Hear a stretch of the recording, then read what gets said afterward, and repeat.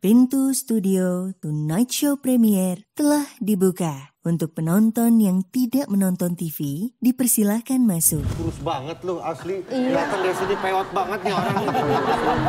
Parah lu.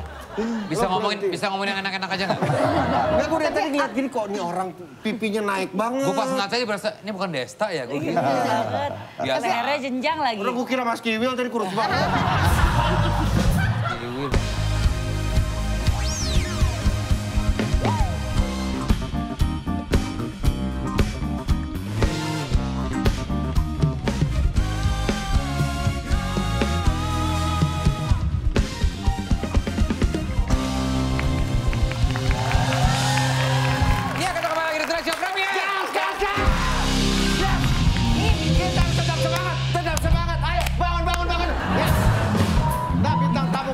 Ini tuh senior sekali di dunia per-YouTubean. Siapa sih? Chandra Liao.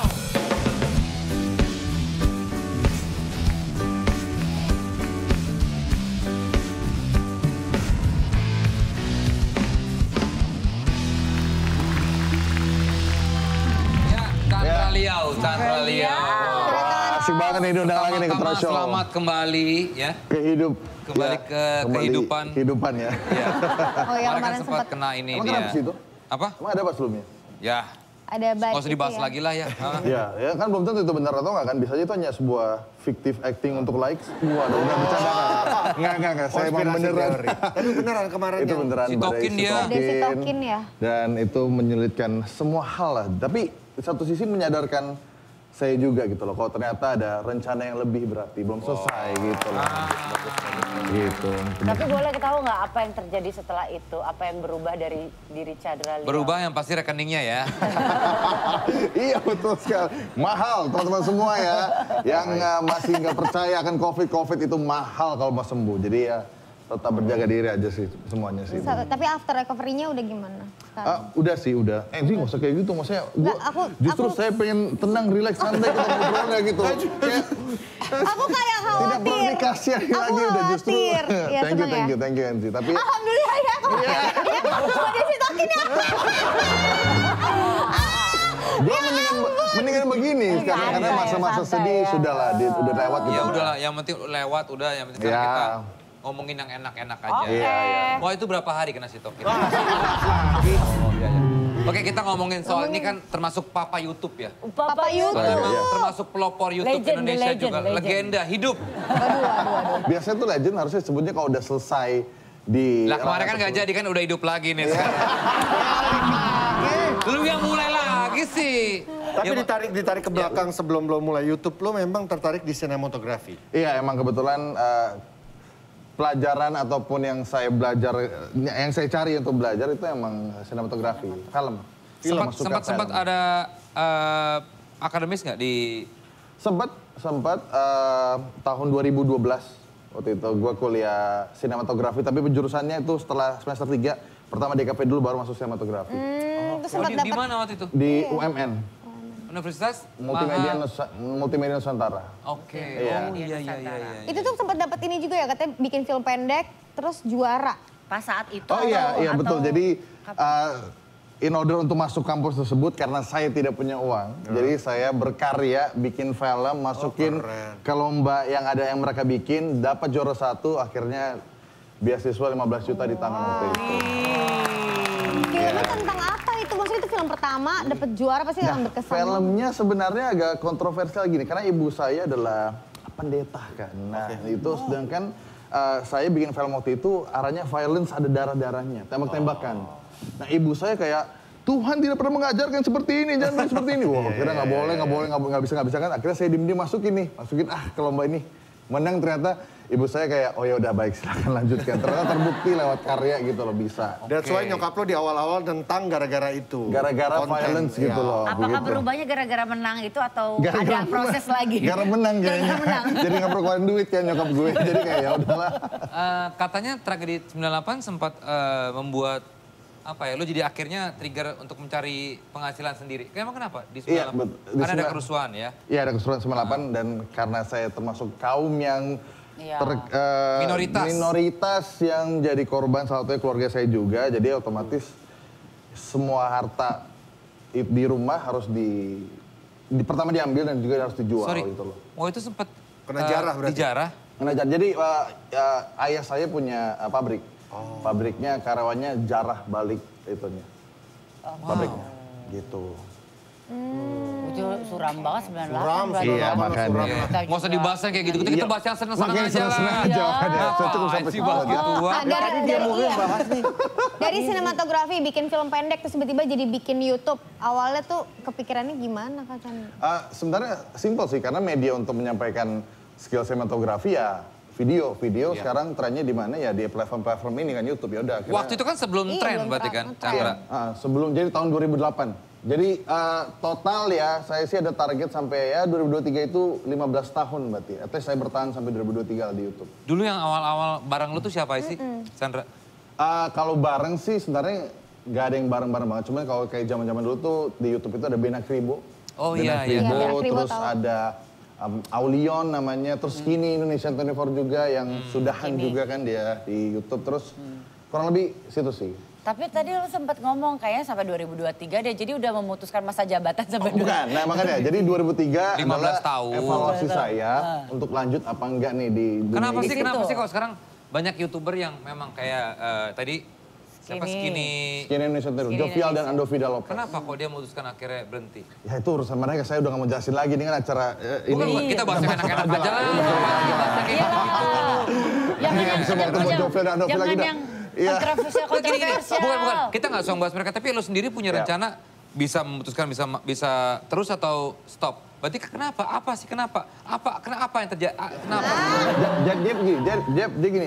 Sama dong. Kak, buat gue nggak bilang berhenti loh. Gue nggak bilang berhenti. Gue kepengen 2023 jadi sebuah evaluasi. Gue udah 15 tahun mau ngapain lagi? Lanjut atau mau ngapain lagi? Tapi gue nggak akan kayak ninggalin YouTube keseluruhan. Nggak kayak mungkin YouTube gue tetap jalanin, tapi ada siapa lagi yang masuk ke channel gue. Karena channel YouTube gue itu bukan yang kayak misalkan Atta Lintar. Nah kalau Atta Lintar yang masuk orang lain kan udah gak bisa lagi kan. Nama channel gue kan Team Tuan, Chandra Leo. Jadi in a way channel ini bisa diregenerasi oleh siapapun. Vincent Desta gitu misalkan masuk gak masalah juga gitu karena namanya. Gitu. Pada saat itu sebagai seorang videografer, sineas, melihat ada YouTube, wah ini playground baru sama ketika dulu musisi menemukan MySpace ya kayak gitu ya. SoundCloud.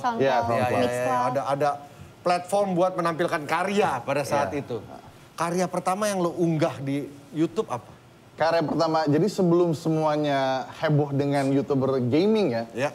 Justru gue start dengan gaming video sebenarnya. Buat game video, tapi gue ngerasa waktu itu bukan gue banget nih. Akhirnya ada satu video yang viewsnya udah hampir 4 juta views tuh sampai orang US itu sampai nonton juga. Tapi gue ngerasain bukan gue hapus semuanya. Sekitar 20 video itu, habis itu gue start fresh dengan membuat video ya mulai menunjukkan muka gue. Jadi video pertama itu gue nge-beatbox lagu I Feel Good gitu loh. Jadi ya pertama kali muncul muka gue di sana. Itu udah dapat duit, ada AdSense-nya tuh yang 4 juta. Dia katanya nggak ngambil AdSense-nya. Oh iya betul, jadi memang buat gini, gue nggak munafik ya, maksudnya semua orang butuh duit, gue juga butuh duit. Salah satu income memang sebagai YouTuber kan juga di AdSense kan. Tapi karena ada 1-2 hal yang ngebuat gue AdSense-nya tuh stuck dengan salah satu MCN di kalau nggak salah di Singapura. Dan di saat MCN itu mulai, ya jadi sistemnya kayak auto renewal. Kalau dengan MCN ini auto renewal kontraknya, jadi lanjut terus dengan nih MCN sampai berlanjut dia sudah tidak ada lagi, terus gue stuck, ya agak ribet ya. Ribet, jadi gue nggak bisa ambil. Tapi buat gue sendiri gue ngerasa kayak income itu datang dari mana aja, nggak harus dari AdSense doang gitu loh. Jadi kayak Tonight Show ini kan gue dibayar dong. Bayar. Nggak tahu sih.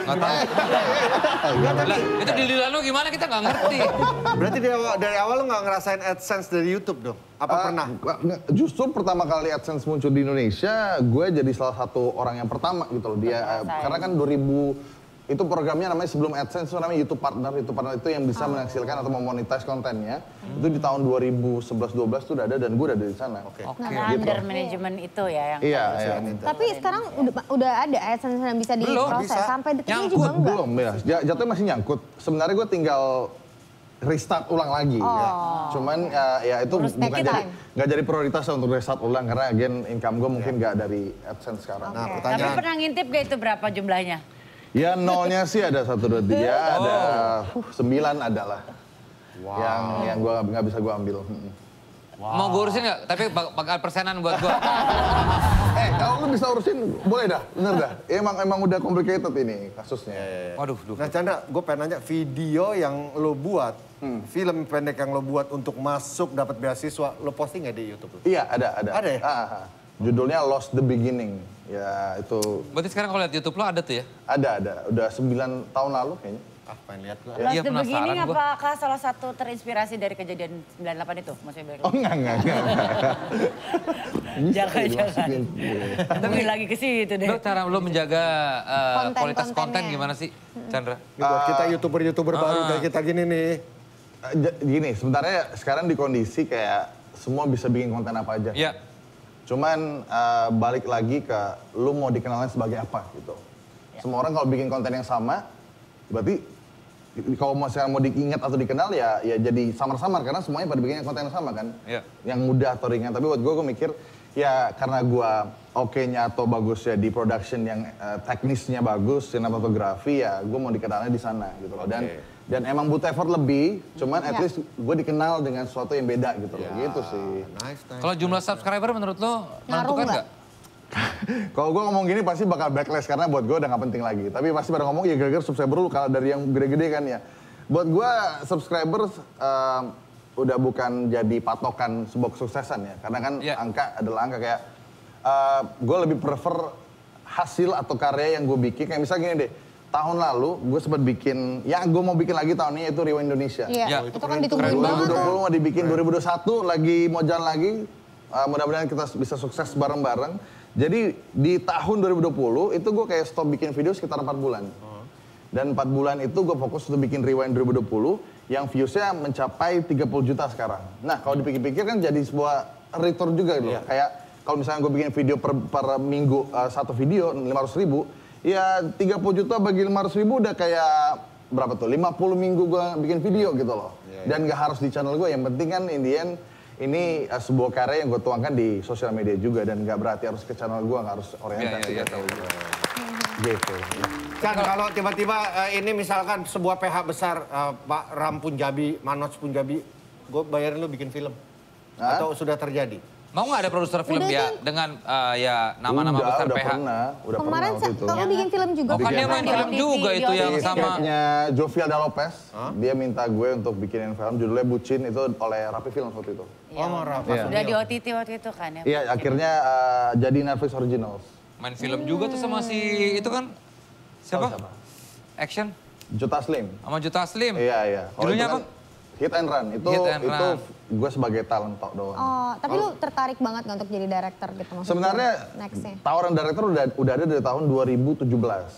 Udah 4 tahun lalu gue ngedirect karena kan mungkin ngeliat tren creator jadi director zaman-zaman Radit dan juga Bayu Ska waktu itu udah mulai. Tapi buat gue masih ada plan-plan lain lah kayak gue mungkin fokusnya nggak yang film banget, tapi ya film salah satu jalannya, tapi bukan jadi prioritas gitu aja. Oke. Gitu.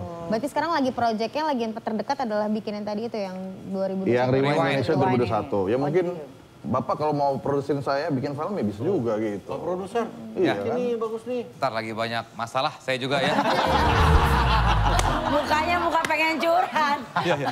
Sorry. Ngomongin yang enak-enak aja. Iya.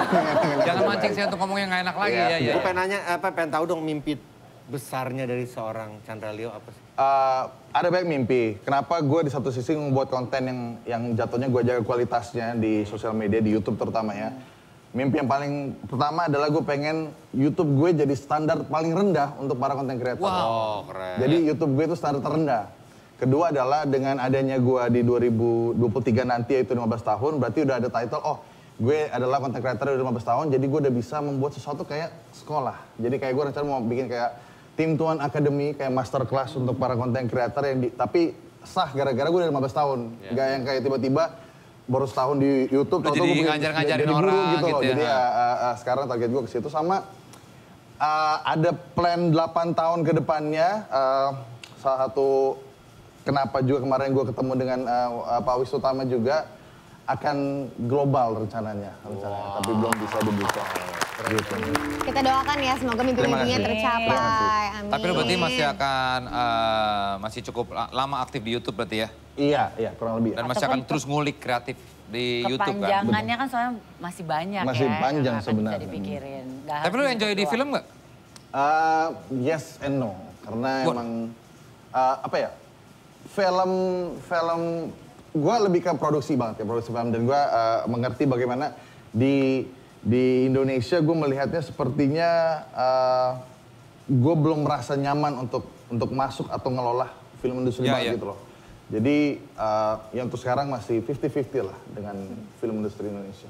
Gitu. Berarti kalau harus milih YouTuber atau produser? Oh, kalau apa nih, ini beda nih, kalau produser tuh bisa macam-macam. Produser kan bisa nge-create karya entah di YouTube, entah di sosial media. Di film. Iya, kalau harus pilih itu ya, produser film. Produser film mana lebih besar Iya, karena karyanya bisa dibikin lebih besar, bukan hasilnya doang gitu loh. Nih, kurus banget lu asli. Datang dari sini pewot banget nih orang. Parah lu. Bisa ngomongin yang enak-enak aja nggak? Enggak, gue dari tadi ngeliat gini kok nih orang pipinya naik banget. Gue pas ngeliat aja berasa, ini bukan Desta ya? Gue gitu. Biasa. Lehernya jenjang lagi. Udah gue kira Mas Kiwil tadi kurus banget. Iya, aku boleh nanya nggak? Aku penasaran sih sebenarnya. Kamu kan concern banget di YouTube udah lama banget juga ya, Chandra ya. Nah, kamu ada referensi nggak sih YouTube yang biasa kamu jadiin kayak, ini gue suka nih YouTube yang YouTube di luar lah gitu, konten-konten kreator yang sekarang dari luar. yang baru-baru ada referensi nggak? Yang menurut lo tuh keren gitu. Dulu tuh saya start dengan menyukai konten seperti Niga Higa sebenarnya. YouTuber udah lama banget di luar US. Terus ada Dominic Dietrich, terus ada siapa lagi ya, Film Riot. Jadi mostly konten-konten yang emang ada unsur sinematografinya gitu loh, yang bisa dimainkan di konten. Mostly itu sih. Kalau dari Indonesia yang baru-baru tuh yang lo lihat bakal ada potensi bisa jadi besar nih YouTube. Vincent Desta pernah denger nggak? Apa tuh ya? Di YouTube juga bisa. Kita lagi buat mau prank-prank gitu nanti. Iya. Tungguin aja ya kayak apa ya. Bagi-bagi dong, bagi-bagi duit gitu. Udah nggak usah nyinyir lah. Loh, gitu lagi lo. Ngomongin yang enak-enak aja lah ya. Kita ngomongin kemarin kan lu sempet badai Sitokin. Balik lagi. Tapi yang terbaik, semoga Chandra Liau dengan mimpi-mimpi besarnya semua dilancarkan. Seru banget bikin sekolah. Bikin sekolah gitu menarik banget loh. Pasti banyak sekali peminatnya. Mudah-mudahan. Dan tetap sehat terus ya Chandra Liau ya. Sehat yang terpenting ya. Selamat buat keluarga. All the best yang terbaik buat Chandra Liau. Thank you. Terima kasih All Blue, terima kasih My Own Music. Sampai ketemu lagi di Indonesia Premier. Gas.